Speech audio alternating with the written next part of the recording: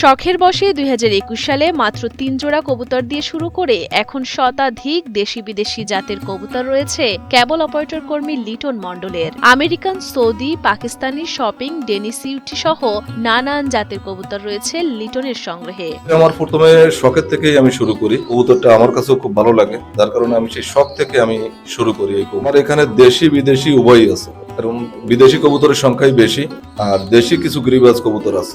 বিদেশি যেমন বিভিন্ন কবুতর আছে, শোকিং আছে। হরেক জাতের কবুতরই নয়, লিটন মণ্ডলের খামারে রয়েছে দেশি ও বিদেশি জাতের মুরগি।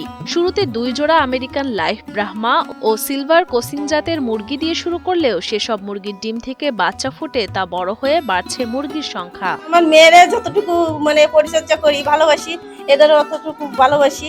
আর কিছু বাচ্চা আছে যারা খাইতে পারে না, মা অসুস্থ হয়ে যায়, তখন ওই বাচ্চাগুলোর ধরে খাবার খাওয়াই। লিটন মণ্ডল জানান, কবুতর ও মুরগির খামার থেকে পাওয়া উপার্জিত আয়ে বেশ স্বাচ্ছন্দ্যে চলছে তার সংসার। ভবিষ্যতে আরো বড় পরিসরে খামার গড়ে তোলার ইচ্ছা রয়েছে উদ্যোক্তা লিটন মণ্ডলের।